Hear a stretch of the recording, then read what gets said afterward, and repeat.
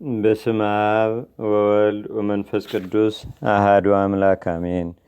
በስም በአካል በገጽ ሶስት በመለኮት በአሰራር ግን አንድ አምላክ የሚሆን በአንዲት ምስጋና የሚመሰገን አንዲት ስግደትም የሚሰገድለት ግሩምና ልዑል በአካል የተለየ በባህሪ በመለኮት በኃይል በስልጣን አንድ የሚሆን ያልተፈጠረ ያልተሰራ ቅድመ ዓለም የነበረ ዓለምንም አሳልፎ የሚኖር ጥንትና ፍጻሜ የሌለው የሚታየውንና የማይታየውን የሚዳሰሰውንና የማይዳሰሰውንም ፍጥረታት ሁሉ የፈጠረ በስም ሶስት በማዕርግና በክብር ግን አንድ በሚሆን በአብ በወልድ በመንፈስ ቅዱስ ስም አምነን በታኅሳስ 14 ቀን የሚነበብ የሚጸለይ የአባታችን የአቡነ አረጋዊ የትሩፋቱን ዜና የሚናገር መጽሐፈ ገድልን ማንበብ እንጀምራለን።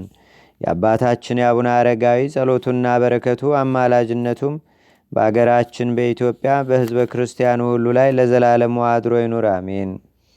ከዕለታት በአንደኛው ቀን አባታችን አቡነ አረጋዊ መንገዱን ሲሄድ ውሎ ከተራራው አጠገብ ሲደርስ አንዲት ከላይ ወደ ታች ተንጀረገገች አረግ ወይም ገመድ አገኝና በስሯ 3 መዓልት 3 ሌሊት ሲጸልይ ከቆየ በኋላ የእግዚአብሔር መልአክ ቅዱስ ሚካኤል መጥቶ አንተ እግዚአብሔር ያከበረህ ቅዱስ ሆይ ምን ያስጨንቀሃል? አለው።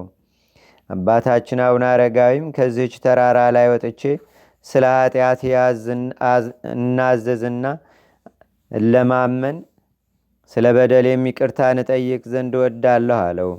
የእግዚአብሔር መልአክም አንተ የእግዚአብሔር አገልጋይ አረጋዊ ሆይ ሰማያዊ ክብርን በመሻት ምድራዊን መንግሥት የናቅህ ያቃለልህ ስለ እግዚአብሔር ብለህ ይህን የኃላፊውን ብልጽግና ንቀህ ስጋዊ ችግርን በመምረጥህ በሰማያዊ መንግሥት ታላቅ ክብር ተዘጋጅቶልሃል። ስለዚህም ወደ ተራራው የምታርግበትን ወይም የምትወጣበትን እግዚአብሔር እስኪልክልህ ድረስ ለጥቂት ጊዜ ታገስ አለው። ይህንንም በሰማ ጊዜ ከችኮላው የተነሳ ልቡ አዘነ፣ መንፈሱም ተጨነቀች።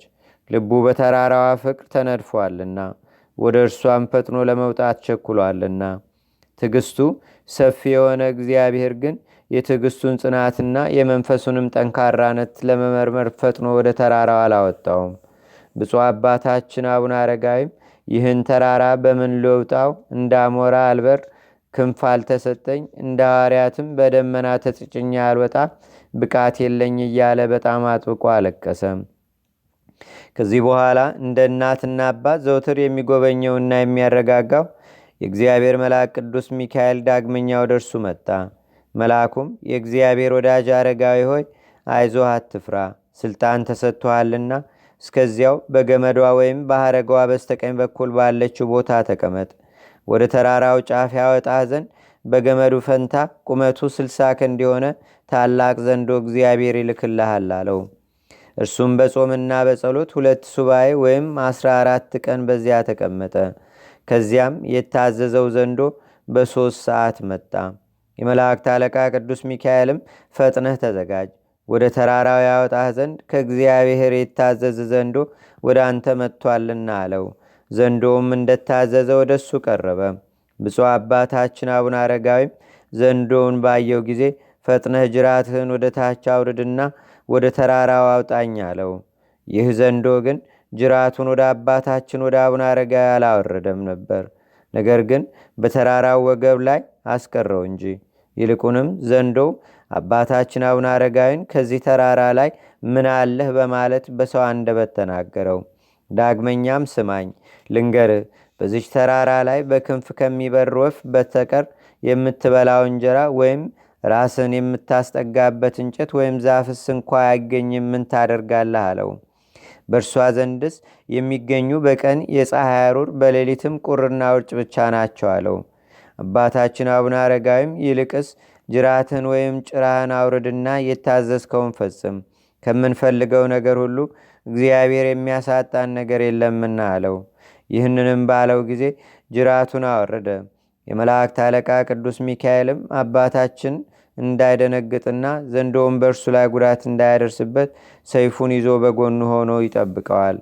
የእሳት ፈረሶች ወይም የእሳት ሰረገሎች ድንገት መጥተው ኤልያስን ወደ ሰማይ ሲያወጡት ወደ ሰማይ ሲያወጡትና ሲያሳርጉት ደቀ መዝሙሩ ኤልሳ ይህን እንደተመለከተ ማትያስና ሌሎች ደቀ መዛሙርቶቹ ይህን ድንቅ ተአምር በሀብሉ በስተቀኝ ሆነው ይመለከቱ ነበር።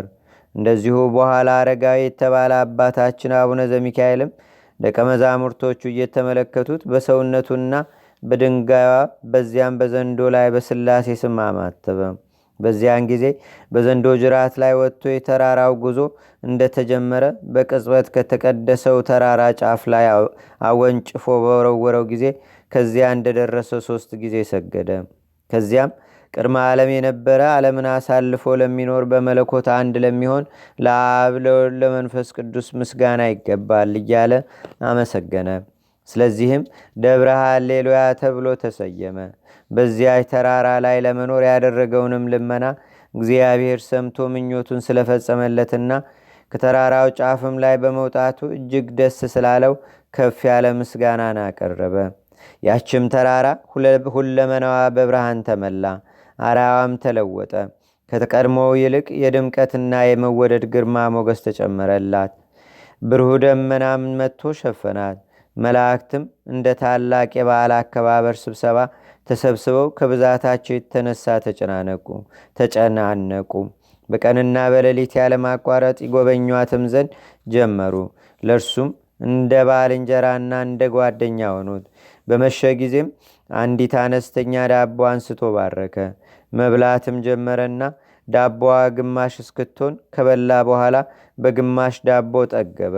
ስለዚህም ነገር እግዚአብሔርን ፈጽሞ አመሰገነው። ቀድሞ ከሄደባቸው ወይም ከጎበኛቸው ሌሎች ተራሮች ይልቅም በዚህች ቦታ በረከት እንደወረደ ተመልክቷልና። እነዚያም ተራሮች እርሱ ካለባት ተራራ የራቁ አይደሉም። ነገር ግን የሰው ጥሪ ድምፅ ወይም ቃል የሚሰማበትን ያህል ቅርብ ናቸው እንጂ። በዚያችም የዳቦ ግማሽ አምሳል ለኋለኛው ትውልድ ምልክት ትሆን ዘንድ እንጨት ጠርቦ ወይም ቀርጾ አስቀመጠ። ይህችም ምልክት እስከ ዛሬ ድረስ አለች።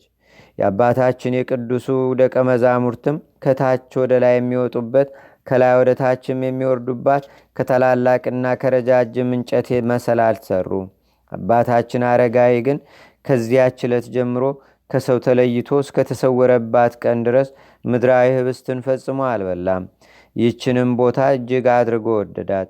ትዕቢተኞች ሊረግጧት የማይቻል ኃይለኞችም ወይም ሽፍቶች በመሳሪያቸው ኃይል የማይደርሱባት ከምድር ወይም ከታች ወደ ላይ ከፍታ ያላት ወይም የመጠቀች ሆና አግኝቷታልና ወደ እርሷም እርሱ ካልፈቀደ በቀር የሚወጣ የለም። ስለዚህም በእርሷ ዘንድ ሊኖር ወደደ። እርሱ ጸጥታንና ብቸኝነትን ወዳጅ ነውና ከእርሷ ተለይቼ እስከሚሄድ ድረስ ማረፊያ ወይም መጠጊያ ይህች ናት አለ። የአባታችን የአቡነ አረጋዊ ጸሎቱና በረከቱ አማላጅነቱም በአገራችን በኢትዮጵያ በሕዝበ ክርስቲያኑ ሁሉ ላይ ለዘላለሙ አድሮ ይኑር፣ አሜን። አቤቱ ጌታችንና አምላካችን መድኃኒታችን ኢየሱስ ክርስቶስ ሆይ ከብልጽግናቸው ብዛት የተነሳ ብዙ መባ ካገቡት ይልቅ የድሃይቱን አነስተኛ መባ እንደተቀበልክም ለሁልጊዜ የሚያገለግልሁ አላፍ መላእክትን እያሳሰብን በችግራችን ጊዜ የምናቀርብልህን ምስጋና ተቀበል። ቅዱሳን ነቢያት፣ የወንጌል ሰባኪያን ሐዋርያት፣ ሰማዕታትና ጻድቃን፣ ትጉሃን መላእክትና ፍጹማን ደናግል እንዲሁም ደጋጎች መነኮሳት ሆይ ልጅ አዋቂ ሳይለይ የምንሰበሰብባትን ይህችን የጉባኤ ቦታ አባርኩ። ይህን መጽሐፍ ወረቀቱን አዘጋጅቶ ብራና ደምጾ ብዕር ቀርጾ የጻፈውና ያጻፈውን ወይም በማኅተም ያሳተመውን ከግዕዝ ወደ አማርኛም የተረጎመውን ቃለ ንባቡንም በእርጋታ መንፈስና በተመስጦ ሕሊና የሰማውን ያደመጠውንም በደለኛና ሁሉን በአማላጅነቷ የምታስምር በጌታችንና በአምላካችን በመድኃኒታችን በኢየሱስ ክርስቶስ እናቱ በቅድስተ ቅዱሳን በድንግል ማርያም ጸሎት ጌታችንና አምላካችን መድኃኒታችን ኢየሱስ ክርስቶስ አገራችን ኢትዮጵያን ሕዝበ ክርስቲያኑን ሁሉ ለዘላለሙ ይጠብቀን፣ አሜን። አቡነ ዘበሰማያት